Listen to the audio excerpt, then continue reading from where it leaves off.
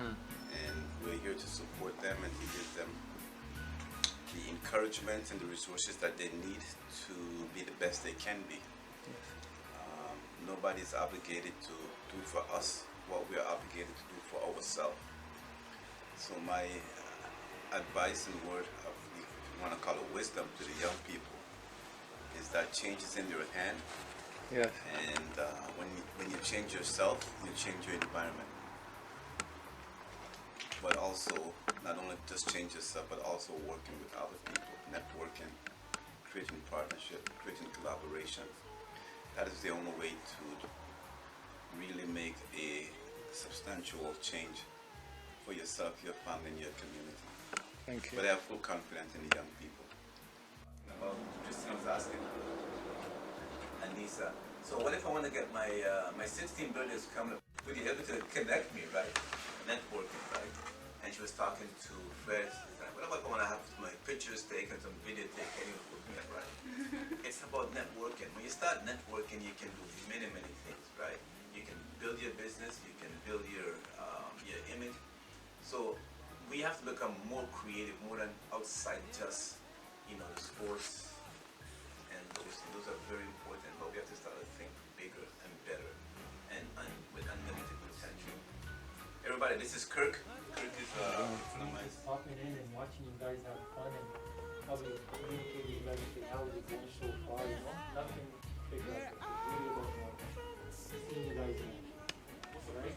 Me too. How about paper? Yeah. You paper? No, Paul was my last name. But yeah. No. No. Yeah. I'm from Angola. I came here when I was 4. 4? Yeah. Yeah. What you into? Pardon? What you into? Well, I write stories for film and television. I just completed my program at Konbit for event planning. Before that, I took a program for aesthetics. Yeah. Yeah, my name is David Seminde. I'm from Uganda. Yeah. You guys giving me like a laid back vibe. Ugandan vibe, man. You don't know that? Yeah, man. You see that? How long you been here? 3 years now. 3 years? Yeah. You like it so far? Pardon? You like it so far? Yeah, it's not bad. How long you been in Jaku? This is my first time working. This is good. You like it so far? Yeah, it's nice. Actually, I got a question for you guys. How long have you guys been here?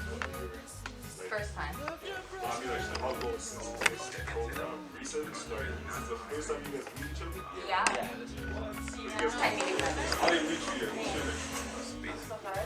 So good. So you speak French? Yeah, I'm from. I also speak French. Oh, you do? I was in French university, but You know, also the teacher I teach or tutor, he also in French and French. How much of y'all speak French? How much of y'all speak French? You? Yeah. Dis-moi que tu parles français. Ouais, je parle français. C'est ma première langue. Moi, je parle français. Where are you from? there's an accent. Oui, reprenez pas le français. Oh, c'est ça, c'est premier avion. Really? Tu la colle que t'as? No. C'est ça. I just speak like, Yeah, I heard about that. You have a lot of words, right? Oh yeah, you speak a lot of language. Yeah, so it's very comfortable with that. yeah. Makes sense, okay. Yeah, I'm really happy to meet you guys. You guys are dope. You guys What is your name? we overseas. Hello, Congolese. I thought you were Jamaican. Yeah, this guy's Jamaican. Why look like Jamaican? No, I thought you were. Do I look different now? No, really. I wouldn't say Congolese. What would you say? I don't know. I mean, you had a mask. I wouldn't really tell, but like Congolese.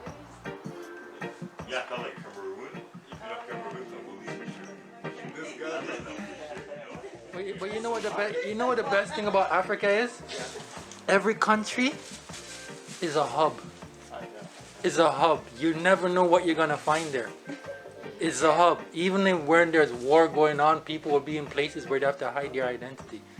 Every country is a hub. I met a young African. I don't even think you know him. Same neighborhood, Russ and Milwaukee there. His name's Paul. Baldhead. Dude's running around and running around. And I'm like, he's like teasing the little girls, and I'm laughing because he's not doing bad. He's just teasing them. You know what I mean? And then one of them gone, and he's teasing them. I'm like, hey, where you from? They say, I'm African. I'm from Africa. I say, everybody tell me that. Where you from? He's like, what do you mean? I'm African. I said, Africa is a continent. He said, oh, I'm Congolese. And he ran off. Smart little dude. I laugh. I'm telling you, everywhere in Africa is a hub.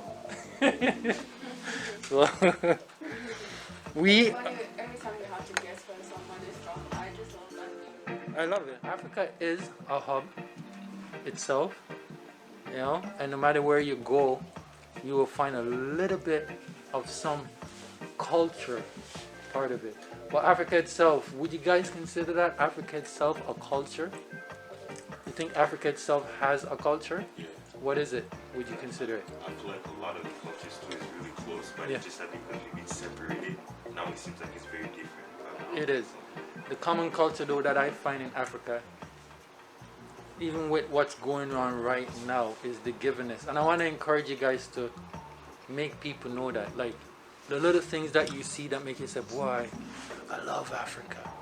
Encourage people on that, because a lot of people, and European, on the European side too, they go over there to do documentary and they do all kind of experiment to show people that Africa is safe. Come, don't believe all this that you believe. Come, right? Another thing too, you were talking about the whole mysticism and spirituality of the whole African culture. So, how do you feel? I'm not gonna. All you guys are gonna have to answer this one by one. How do you feel about how they have us over here and saying it's church this and this is how church is supposed to be, and all the spirituality and mysticism doesn't make sense? You go to school, it's a Catholic school, and they're teaching you all of this, but you go and you see Tom Cruise on TV, and they say, I'm a proud Scientologist. And you say, Mommy, what Scientologist? I said, oh, so and so and so. And you go to school on Monday and say, okay, now we're going to say the Lord's Prayer. And you're so happy to see your friends. It's like, okay, yes. And you get confused in life. And later on, you're wondering what? How do you feel about we being bottled up? Yes, bottled up about all of that over here. When you have the European going to Africa, taking a vacation, taking a camera, and the guy is floating in the sky and he's like, awesome vacation.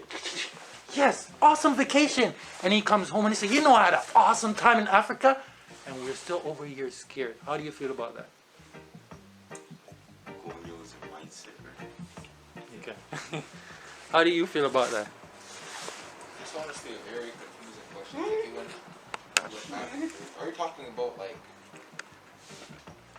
different experience, like one guy who's not afraid, and then that's what I heard. I heard you talking about one person who was there who was not afraid. You're hearing the division.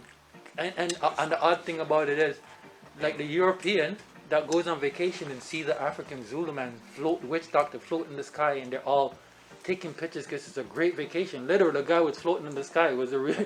I saw this thing so many times. I was like, no. I started laughing at my people. I'm like, you know what? I gotta stop because that's too ignorant. Because I'm still scared too. But yet still, when he sees that, and he comes over here, and the same thing I'm seeing as a young man walking down the street, he's seen one of his fans, he's like, oh my God, and he wants to run. But he was just in Africa watching a black guy float. But he's scared of this lost person right here, or person going through a problem. How do you feel about them looking at that division that we're supposed to be connecting? How do you feel about that person in yourself? Like, where do you see us that we're running from that, but they're saying it's a vacation tree. But over here, when we see it, we're mystified by it. Till if we go over there, we're nervous and scared of our own culture. How do you feel about that? It's kind of confusing. It is. Still, black people here are afraid to go to Africa.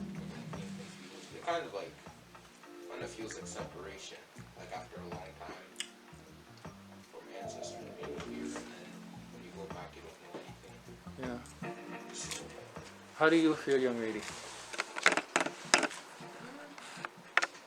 Like, honestly, as I said, like, we have to change so many things. Like, sometimes people they don't even say probably where they're from, but like the thing that makes you who you are is actually where you're from. I always have a problem when I ask someone, I see a black person, then I ask them like, oh, where are you from? And he's like, oh, I'm Canadian. I'm like, oh, where are you from? Like, I always have a problem with that. Like, come on, just say where you're from. Like, if you see a white Canadian person, they won't tell you they're from Africa. Like, it doesn't make sense. You are from somewhere. Like, I understand that even if you were born here or something. Like, you were born here, but I don't expect you to tell me, okay, I don't know, I'm from Sudbury or something. Like, you're not from Sudbury, you know what I mean? Like, if you don't know, and then you tell me, okay, I don't know, that's another thing. But if you're just like ashamed of telling me where you're from, like, it doesn't. Some people they might think, oh, like it's cool not to be from Africa or something. But I always have a problem with that mindset. Like, honestly, myself, I want to travel so much in Africa. I always consider myself as a Pan-African. So I love Africa. Like, I just want to go to like Kenya, Tanzania. I want to travel everywhere in Africa. And when I see someone who is not even interested in like, okay, like they feel like, oh, maybe they're better than everyone else because they live here or something. I'm like, I used to go to university and see people, like those people who were born here and they used to be so proud of it. And I'm in my head, it's not your fault if you were born here or not, but it doesn't make you less or like better than someone else. And actually, like I used to tell people like, when I came, I remember I was an international student, and sometimes I used to go to school and people would be like, oh, international students. First of all, I was like, first of all, I pay 4 times the tuition, so you're gonna calm down. And then second of all, I probably travel more country than you did. You're living here because I'm open-minded. I'm trying to travel. Even the fact that I'm here is still as an international student. It's still me traveling. It's still me like learning new cultures. It's still me learning a new language. Learning like. I used to go to like high school and like complete French. Like I did my whole like secondary high school complete French, and when I came, I just decided to like continue school in English. And like every time I tell people that I'm like actually like I just started going to school in English when I came here, they never believe me because they think you don't sound like you just started. What language do you speak in Cameroon? What's the language of Cameroon again? That's funny because I don't speak any Cameroonian language, which I'm ashamed of it. Don't be. No, because the thing, I'm ashamed. You know what? My apologies. We all have our personal insecurities that leads us, whether it's make us feel ashamed, but you're proud of yourself that you can admit to yourself, you know what? I should know that, but you know what? I'm okay. My people loves me. I realize that. Like, I love the Haitian community, and it does love me. I speak no word of Haitian. Yeah, the problem with me is that I love learning languages, but I feel like even in that, I still pick whatever is going to be convenient to me to Yes, learn. it's your life. For me to learn. But like, if I wanted to learn stuff, maybe the first one that I should start learning was like language for myself. But I think that I have is like me and my parents are both from different What is the second language of Cameroon? What's Cameroon's second language? Oh, we speak French and English, but Yes. it's just like Canada is separated like Quebec and Yeah, Ontario. I figured. And then like it's just like if you live in Ontario, you just don't speak French at all. And if you live in Quebec, you just don't speak English at all. That's how it is in Cameroon. It's all from the French part. But we used to like learn a little bit of English at school and stuff. But when I came here, I was just like, okay, even if instead of getting that A+, I'm gonna get a B+, because the way I'm going to express myself is not gonna be as perfect as if I was in French. If it was in French, I'm still willing to sacrifice it because at the end of the day, I'm going to be like fluent in both. Yes, And then it's just worth like, it. I feel like life is just a bunch of like sacrifices. Either you do it or you don't, or you, I don't know. I feel like it's always good to know where you're from. And It's just, good. like, It's good, like the way you think, and it's okay. It's good for you to accept that you don't speak your language and want to, but the fact that you've learned so much language already. I'm gonna be honest. I only speak English. I can pick up a little French here or there. I don't speak it, but at the same time, it's amazing. Your My name brain. is Mumin Ali. That's my name. And where you from? I was born here, and my parents are from Sudan. Ah, what brings you to Jaku Konbit? What interested you to really? The very first thing that I heard from Jaku Konbit was the March break program. Like, Clyde Lundberg, it was from him. Posted it in the class in like some student services, and then I applied, but I wasn't selected because it was a random draw. And then I decided to go again. Like, I checked out the website, and then I emailed them, and then I got into the mentorship program and became a mentee, and then I tried again for the summer program, and here I am. Is this the first time you were working with them or heard of them? No, I heard of them like months ago, like all the way back from March or April. Have you ever had a chance to experience their job fairs? Job fairs? No, I never went to their job fairs. Okay. How do you like, and you've always lived in Ottawa, if you mind me asking? Yeah, I've lived in Ottawa like the whole time. And how do you like Ottawa? I think Ottawa's like, it's great. I don't really have that much to say, but I've been in a few different areas of Ottawa. Like I just recently moved to like Saint Laurent.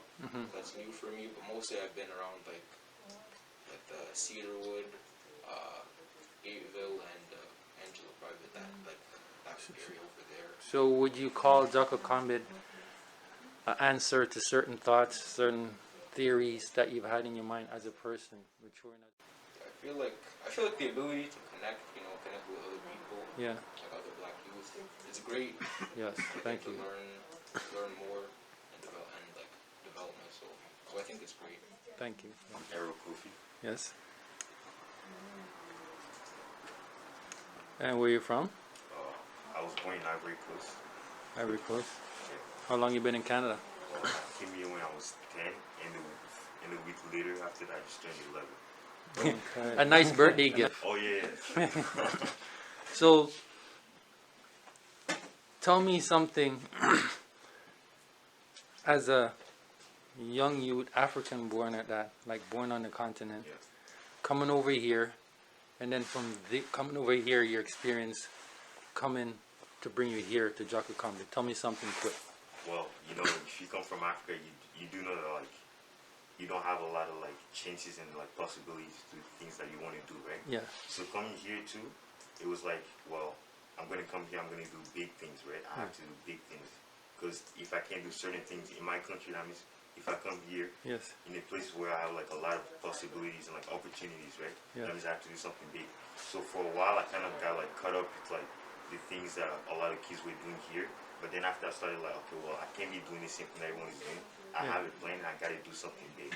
So now I'm just like in that mindset right now. I have to do something good. really big. I That's have to good. like almost be like almost like a leader almost to my Yes. friends, and like kind of empower them to be like, oh well, like dude, you can't just be doing this and that what you've been doing all the time. Yeah. It's not gonna get you far. Yes. You have to kind of like get into society, work with society, and do Yeah. something like. You're right.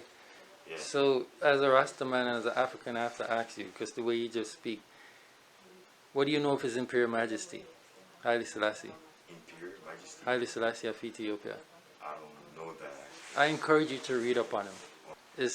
Yeah, you made me think of him. I couldn't help but say it. It's like, so I feel like it's really important to know our own culture, right? It is. Because like we've been put in certain way to think like a certain way because of like colonialism, right? Yeah. And like sometimes like we don't even want to know what our ancestors believed in before. We don't even want to know like what they've been believing. We always believe that it was always like witchcraft, or always like bad things and stuff. But a lot of the things that they've been doing, Yes. some stuff, like you can really learn from it. Because I remember even my dad even told me once there was like this soccer player. He was playing soccer and then he like totally destroyed his ankle. And people were like, he's never gonna play soccer again. So it's like, okay, it's fine. So he went to Cameroon, and 6 months later he came back, he could play soccer again. So like, you're gonna ask yourself, how come people told him that he's never gonna play soccer again? And like, he just went to Africa and he came back 6 months later, he was able to play soccer. So I feel like part of our culture too, we have a lot of things that people don't even know. We're in mental change before anything. And as a people, we don't want to admit that. You know why? Because as human beings, we're in mental change before anything. So the whole color barrier and color thing, it messes up everything. So let me get to introduce yourself over here. Hi, my name is Gavin. Sorry. Where are you from? Uganda. Uganda. How long you been in Canada? 3 years now. Oh, so how is home? How you feel about being here and being home now? Pardon? How you feel about being here and being home? Because I'm pretty sure that's kind of the energy that brought you here in a sense. Like, you're freshly in the country, 3 years now. Yeah, Yeah, I'm basically here for school, but yeah, there are differences between. So how do you feel about Canada? Is it somewhere you could see Yeah. yourself living? Yeah, Yeah? yeah. What are you taking in school, if you don't mind me asking? I'm doing biomedical science. For doctorate? Yeah. What part of the doctorate field would that be? Specific. It's too early to tell. What's that, if you mind explain to us?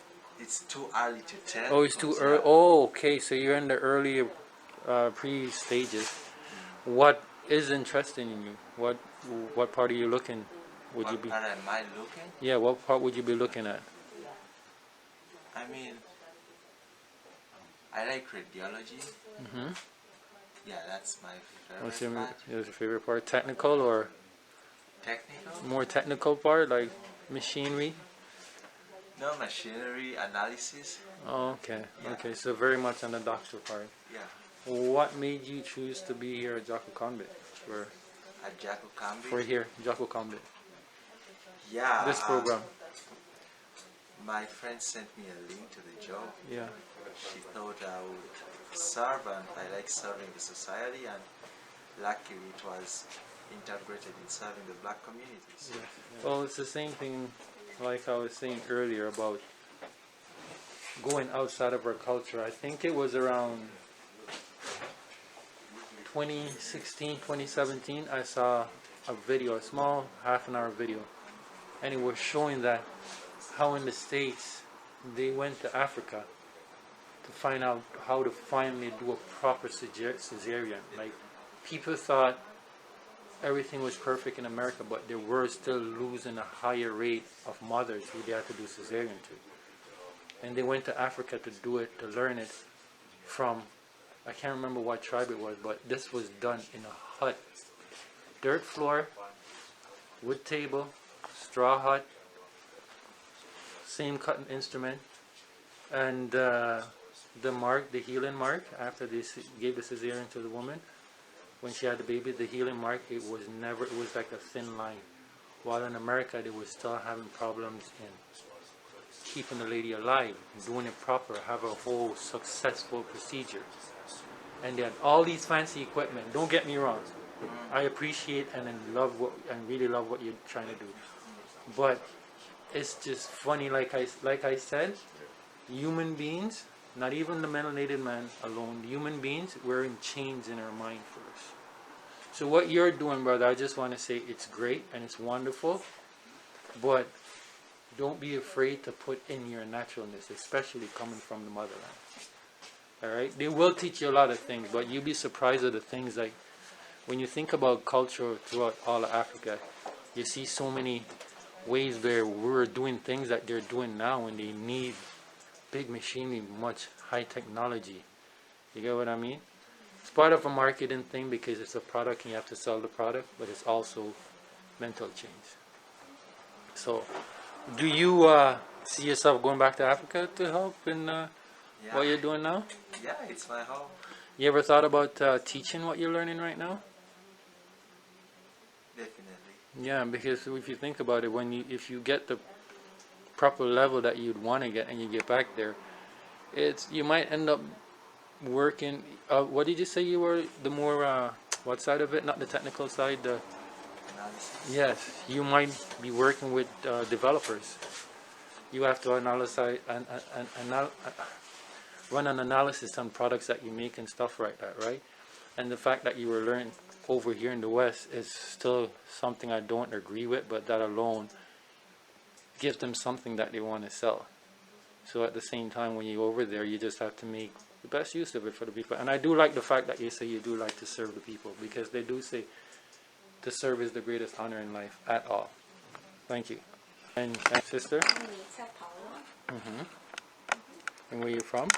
I'm from Angola. My mom is Angolan and my dad is from Mali. Okay. How long you been in Canada? I've been here since I was 4. Oh, and how do you like your culture here? It's good. I like it. Yes, good. What brought you here? What brought you here to Jaku Konbit? So I am an event planner. I just completed my program, so Okay. this would be my first job Where did you take the I program? took my program at Algonquin College. How do you like it? Everyone says it's one of the greatest programs like that they offer. Everyone liked it from Yeah, before the 2000. How was it? it was good. Yeah. It was really good, yeah. Okay. And what is your plan to do, like as an event planner? Are you I'm more focused on weddings and like dinner parties. okay? Yeah. Okay. Are you looking to be? I have to ask you that. Are you looking to be specifics, or are you trying to use your planning to do culturally? Because a lot of that is taking off now, whether it's wedding and stuff like that. A lot of people like a little cultural twist. It's a good way also to build bridges in between community, especially here in Ottawa.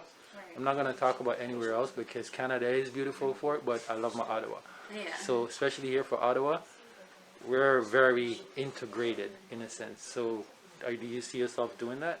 I plan on working with all cultures. Can I introduce myself? Sure. Where are you from? Or your name and where you're from? Oh, my name is Sorel Patricia. I am Cameroonian, Okay. and I graduated in business administration last year with a specialization in marketing. And where did you go to school? I went to school in Sudbury Laurentian University. Now I'm working, and I'm a part-time singer, and I also do YouTube. And yes, and I love languages, and I love translating How stuff. many languages do you speak? A lot. I have a TikTok. You can go check it. With all the languages I speak. I have to ask that. That's a good one. I like the fact that you added in. What would you like to do with Jaku Convict?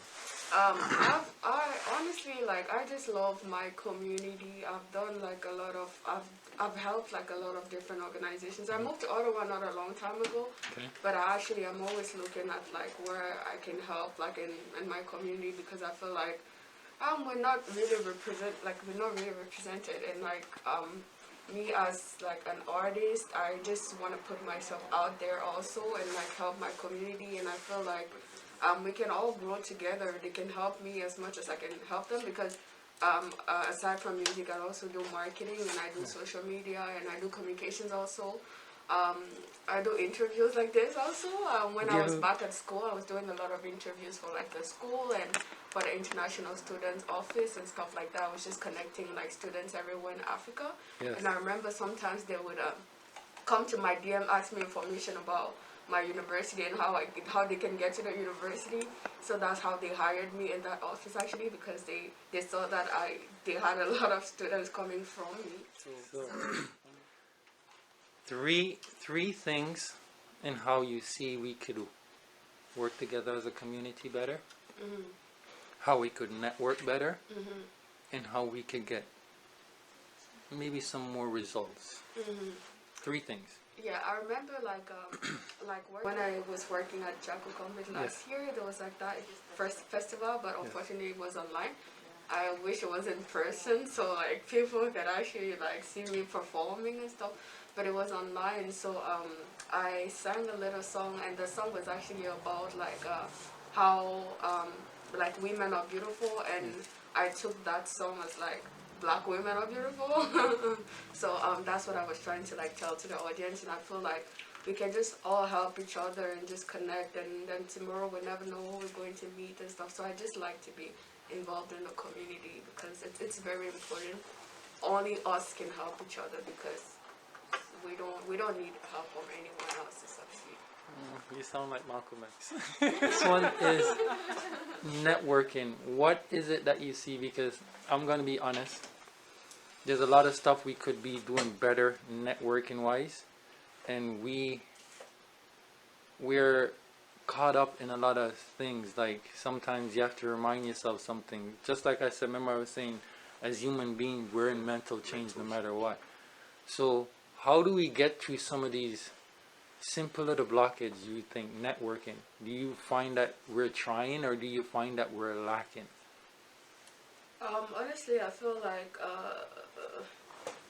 Black people, they have a lot of fear when it comes to like putting themselves out there and going like to talk to people, especially if the people do not look like them. Yes. It's hard to go to go to people and try to talk to people and try to create those relationships, because we always feel like nobody wants to associate themselves with us, or nobody wants to talk to us, and we're always very shy, which is bad, because sometimes those people, they want to talk to us, but they don't know how we're going to take it, if we also want to talk to them. And I feel like it's always good to just not be scared. Just go to people, just talk, put yourself out there. If you know how to do something, if you know how to play, I don't know, soccer, basketball, like go challenge yourself, go play against another, like other people.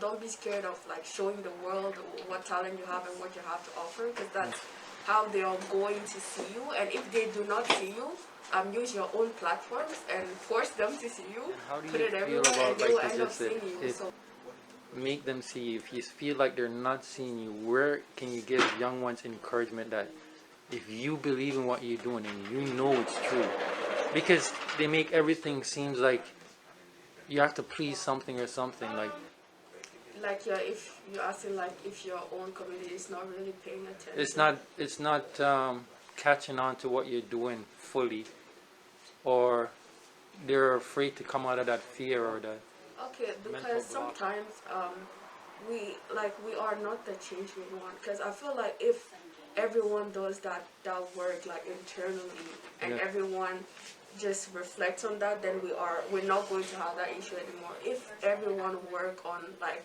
if I work on my own self and Yes. I learn how to support people in my community, Yes. and if you work on your own self, you learn how to support people, then we're all going to support each other. I feel like it's an internal work that everyone has to do. You have to know that if you don't support your people, no one else is going to support them. So you have to do that work, because tomorrow it's going to be maybe like it's going to be an athlete, then I'm going to be, I don't know, an artist, and then we can both support each other. And you cannot expect me to support you if back then when I was doing my thing you weren't supporting me. So I feel like it's just the work we have to all do internally, and then from there we're all going to have those great values, and we're all going to like improve them. Say your name one more time.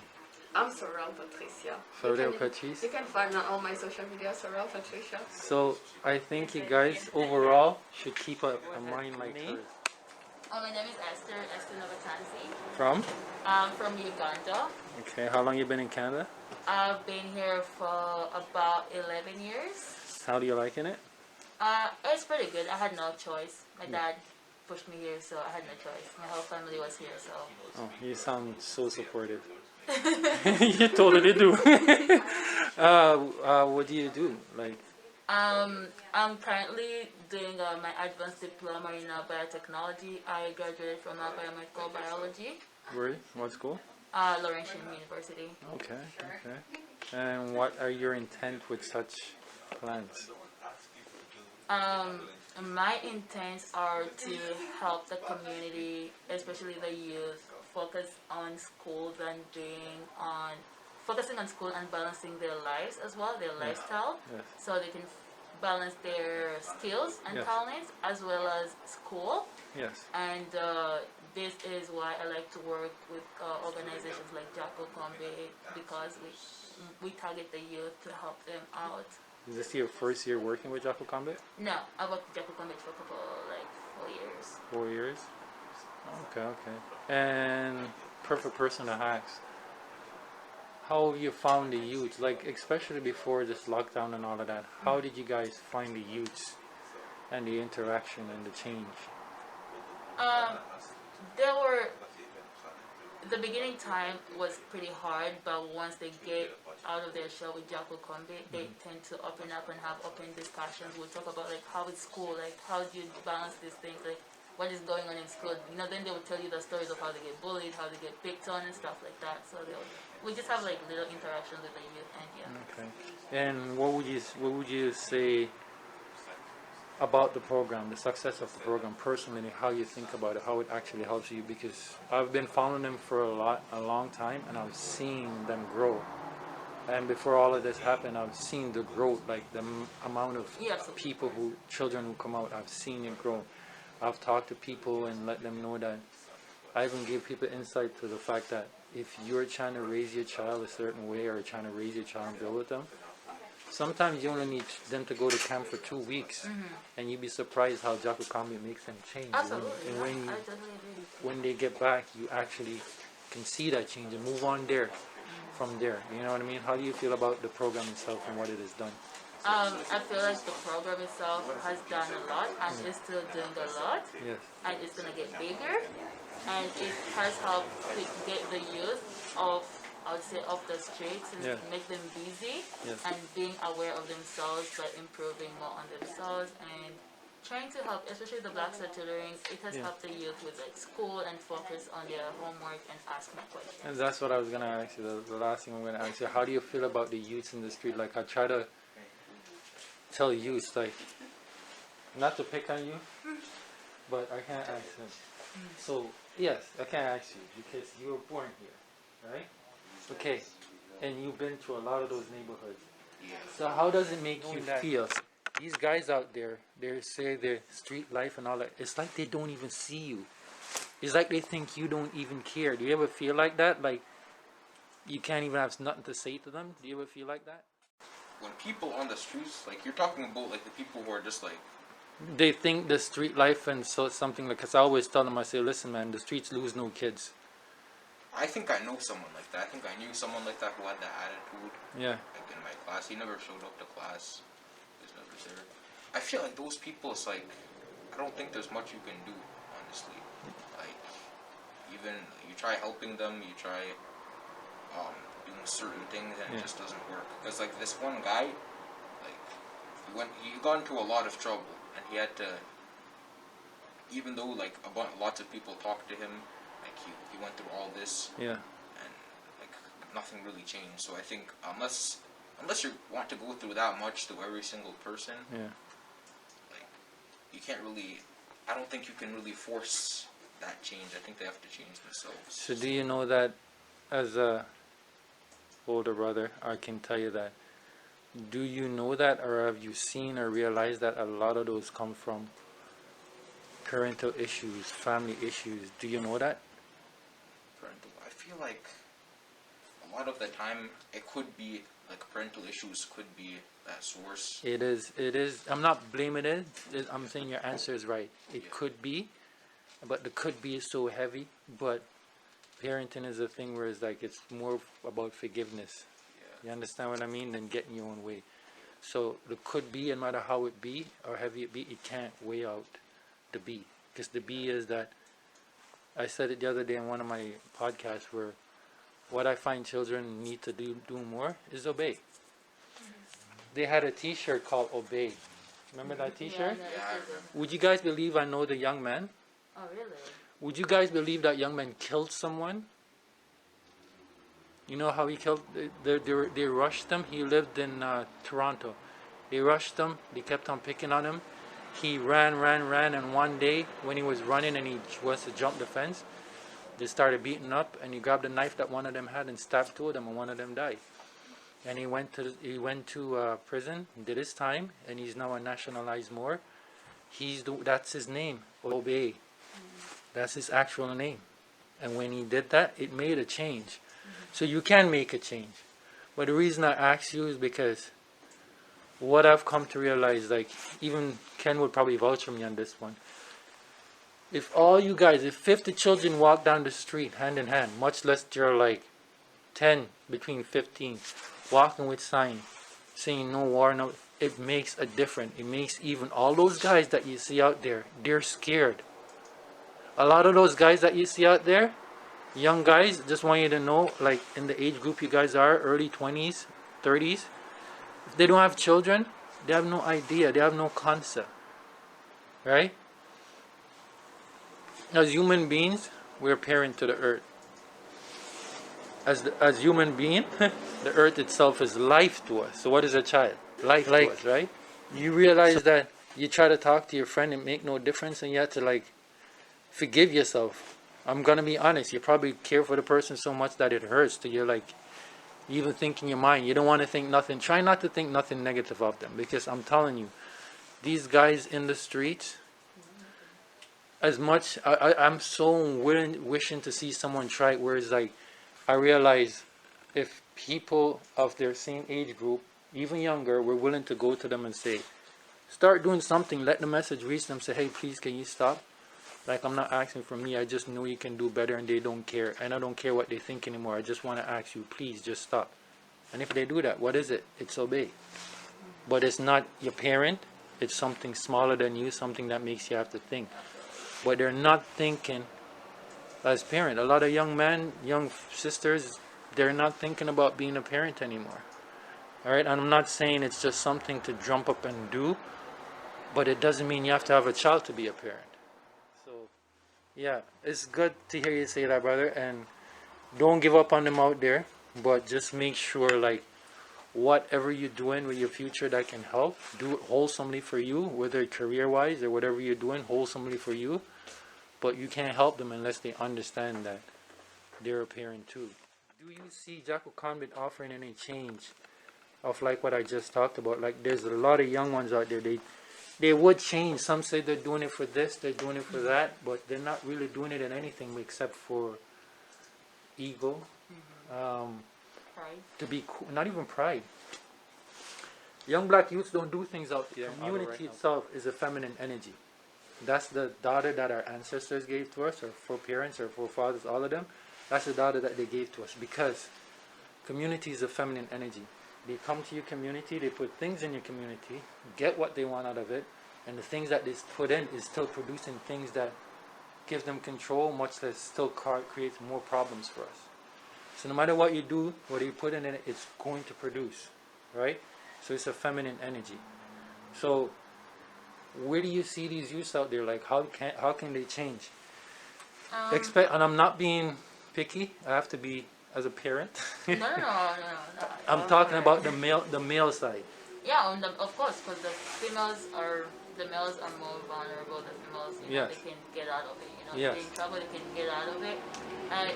I think it's our role as a community, as parents, Yes. to help these youth, to help them figure out their talents. Because not gonna lie to you, these youths are actually smart. They can be the next engineers. They could Yes. be the next pilots. What do we know? But do we really invest in our youth? Thank you. Absolutely no. So I think as organizations, especially Jaku Konbit, that is doing good for the youth, we are yet to bring better youth out of their shell and to bring awareness to them, to make them aware that school is important, sports is important. Yes. But first and foremost, yourself is more important than anything. And wouldn't you agree, as you mentioned school, wouldn't you agree that education itself is not necessarily in school? Like, Exactly, yeah. Education is Starts something from that's home. it's everywhere. If you want it, it happens. So Yeah. do you see it possible Jaku Konbit should or maybe could develop a program that reach out to some of these young guys in the streets? Like, that's the level that I'm on. Like, I give them the chance to come, and they go, and whoever comes. I think Jaku Konbit is at that place already, Yes. is in that place, because we have the youth outreach work program where they reach out to the youth as Yeah. well, Yes. and they have the Black Star Tutoring, right, which I believe they help out the youth with the homework in school, and Yes. these programs they make the youth aware that, oh, I'm actually smart, I know how to do this, right? Yes. It's just a matter of having Yes. a mentor to do that for them, right? Or Yes. like a tutor to do that, like, oh, you can do it. However, it starts from home, as we talk. Yeah. Appreciate you guys being here, and so, how you guys doing? Thank you guys for giving us this opportunity. Feel about this program that Jaku Konbit is running this year? Do you guys feel like you guys have a place in it or could gain something from it? How do you feel? Well, I think it's good overall, but I feel like the communities may get stronger. We may be able to like know each other more and like come into like an understanding of what we want to do and how we want to move forward. So I feel like that's like something good to me. How about you? I feel like it's a great opportunity for people to use their skills, because like there's a lot of people, like I see people with different kinds of skills that could be useful for the adventures and plans that we have. So I think it's great. And when I learned about, I never really was part of any community like this until I learned about it. And what does the title of the program, Black Youth Rising, what does that do? says Black Youth Rising, so hearing that already tells me that you want your youth to rise, you want your youth to get together and work together towards a certain goal. You want to get together and like understand each other's skills, how to like work with each other, and almost like give people opportunities to use their skills and know that like they can do something great, they can belong somewhere. So the name itself already tells me now, it just tells me that we just want to get together and work together. For the youth, introducing this program to them and speaking on them, actually rising the opportunity, what would you say to them? If I had to If you had the chance to speak in front of youth on this title, Black Youth Rising and the opportunity of it, or what it makes you think of them, or want to encourage them, what would you say? I tell them that like they mean something, they're like enough, they can get to do something, like they're not limited to anything. They can actually do whatever they want to do, and they can do whatever they focus their mind on, they can actually achieve it.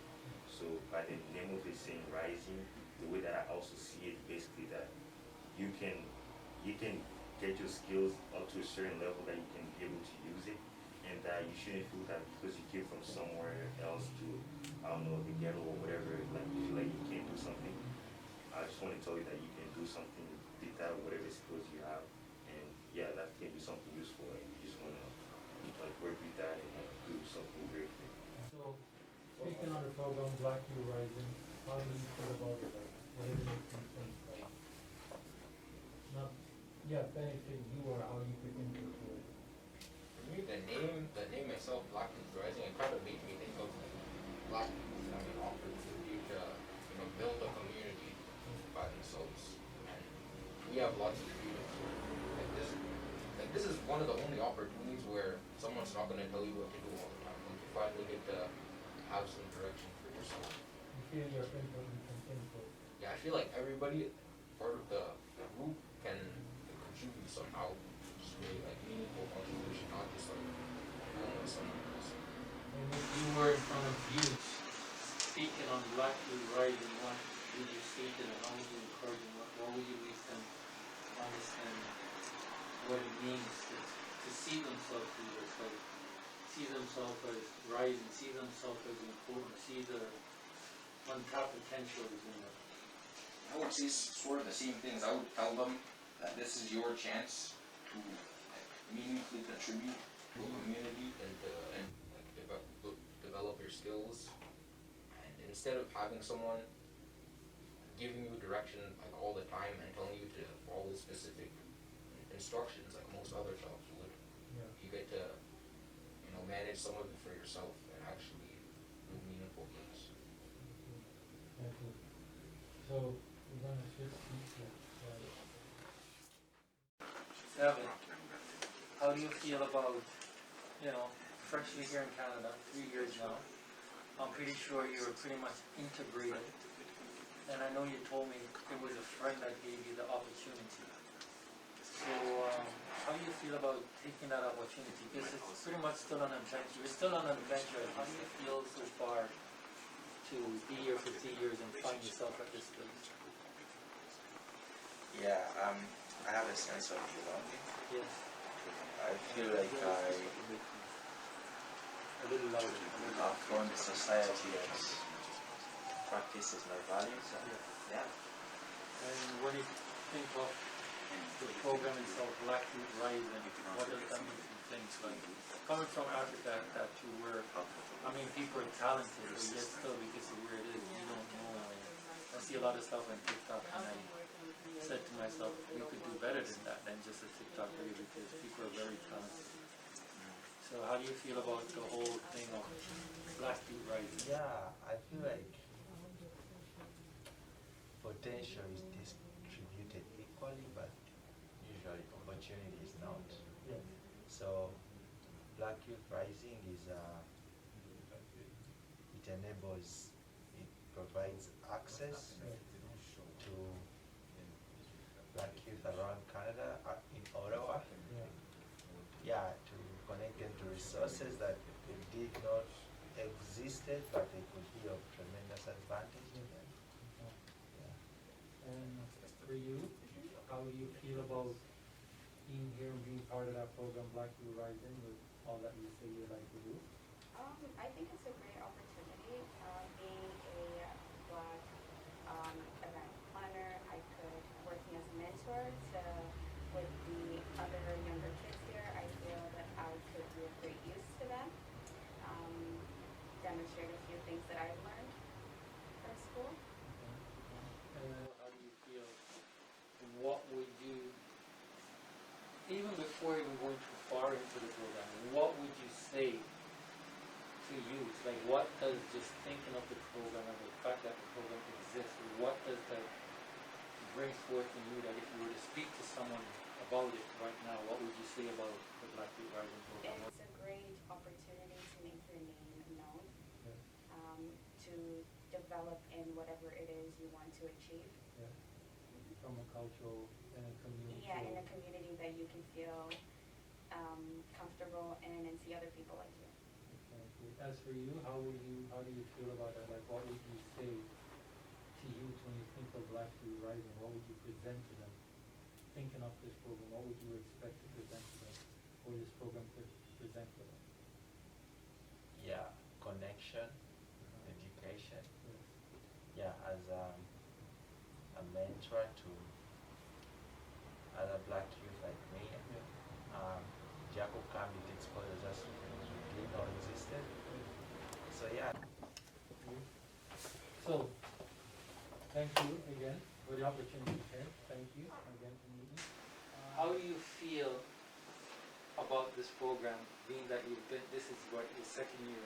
How do you feel about this program from what you've seen before? I feel like this is a very good opportunity to bring the community together and to educate some different topics. Like I was having a conversation with Ken and I was telling him how we don't teach us like African history or like all the colonization at school, and then he was saying it's not their job to teach us those stuff. Maybe we have to also learn about our story, and we have to be willing to learn and stuff like that. And I know Dr. Ledbetter, he does a good job teaching. We do this mentoring, and we do all these Zoom meetings where they just these are Black history classes too? yes, yes.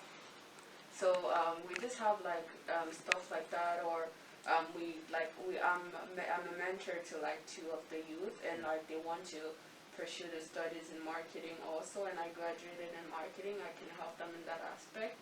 So I feel like we just it's a very good opportunity to work together. I mean, as the name says, Jaku Konbit, just working together, and yeah, that's what we're doing. And Do you see the Black Youth Rising program going as long or developing the Black Star Lineup program and the Greatness Within Camp?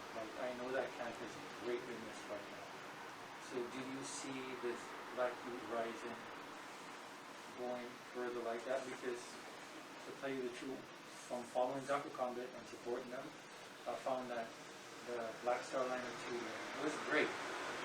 But I really see it reaching out to the household where you guys people visit or they meet, but then it's more on a sense where a direct path with youth. I don't want to segregate them, but with youth. So what I also saw is that the Black history classes and stuff like that also was on a direct path with youth. And now, for me, this Black Youth Rising, everybody wants to be independent, they want to be successful. So I find when I started looking at it, I see this Black Youth Rising, it's on a certain specific path with youth, which means it's one of the first things where I would encourage Jaku Konbit, the Black Star Lineup tutoring and stuff like that. You could do it, but I would encourage Jaku Konbit to build towards community forums or community meetings, or even if it's online, to speak to youths who want to get away from the street life, or who's thinking about getting away from the street life, because the fact that you see Black Youth Rising and stuff like you're doing, you say you do marketing and stuff like that. That's all that's missing from a lot of young guys out there who are working hard, but they're in the streets and out more than actually have an actual job. You know what I mean? So how do you see this program, Black Youth Rising? Do you see it really pushing? I just said the youth on the streets, most of them, they just don't have the opportunity to just like they just don't know where to start. Because They feel like they don't have the opportunity. yeah, they feel like they don't have the opportunity, maybe because they're not finding the opportunities, they are not like available for them like immediately. Yes. And then sometimes they need a place like this one to where they can come and they can sit here, and then we can talk about the opportunities where they want to go. They can have like mentors, they can talk to people like older people who went through the same things, and they can just like talk to them and direct them. I feel like this is a good place because, as you said, most of the youth on the streets, it's just that they don't have that figure that they look at and they're like, I want to be like this person, because most of the people around them, like it's either like they're coming from like different conditions, maybe in their families, like they grew up without parents, or like they grew up like in violence, and that's all they used to see, so they don't know anything else. And usually people they like to associate themselves with, like they like to look at other people and they want to do the same thing. Like Ken was saying, if you look at the TV and you always see like athletes, you want to become an athlete. And if you look at the TV, you're always just watching music, you want to become an artist, because that's just how people, I feel like people, like society influence people a lot more than they but like like your surroundings could be like your family, but could be like people that it could be like a friend, like he was talking about like his friend that he saw at school. Like it could just be, even if it's they don't already have that mentality of I'm gonna go to Jaku, Konbit, and like find opportunity. Maybe some of them they don't have that mentality, and then they need someone to come and tell them. It's not always like a family member or something. It could be like outreach. Like sometimes we can just like go to people, just like go to youth that we see, and like it could be anywhere, schools or like anywhere. We just go and try to talk to them.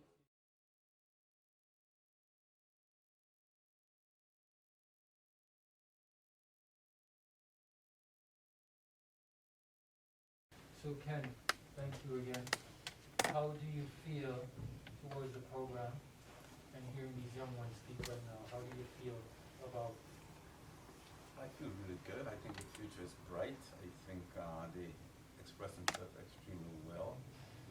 I've always believed that when you create an atmosphere and an environment that produces a positive attitude for success, that encourage young people, that they will shine and they will actually demonstrate how talented they are and how committed they can be.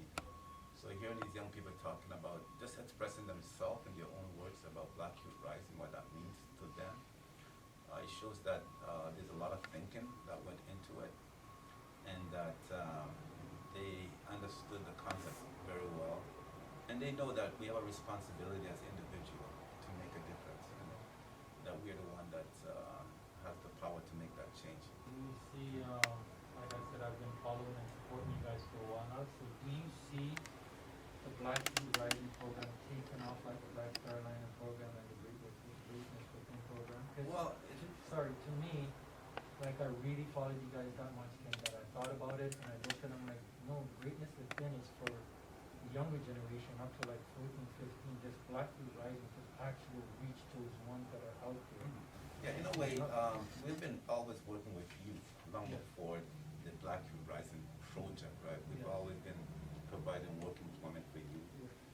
We've always been connecting teenagers, youth, to different resources in the community. We've always been pushing that whole idea of Jaku Convict, which is Africans helping Africans.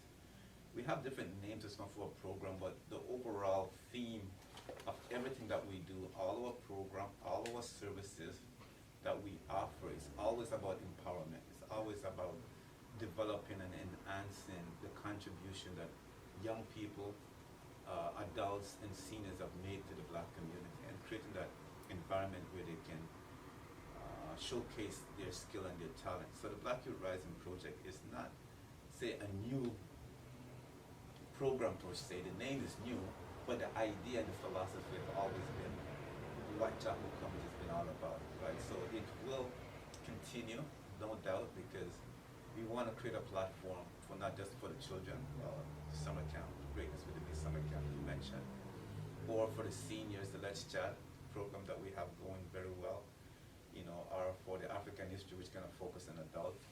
But we want to create a platform for youth, where young people who are very talented and have a lot of drive, might want to showcase their innate skill and talent and ambition.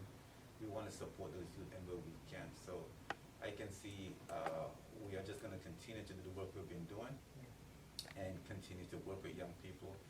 And when possible, if we can hire some youth to work with us, we will hire them to work with us. And if they want to volunteer, we want to provide that platform where they can volunteer and where they can learn new skills and they can add their skill to the overall development of Jaku Konbit. Thank you. Thank you guys for being here and helping us with this. And we'll have another 45 minutes so that we start writing. Like I don't want to go over an hour. I want to keep it tight so that way when we remember that we're trying to go in an hour, our mind will take its time and unfold. It's like it's just asking the right questions for the conversation. In these situations, the conversation, closure is always the hardest part. If you understand what I mean. Closure meaning, okay, reasoning is over, conversation is over, I gotta go, see you next time.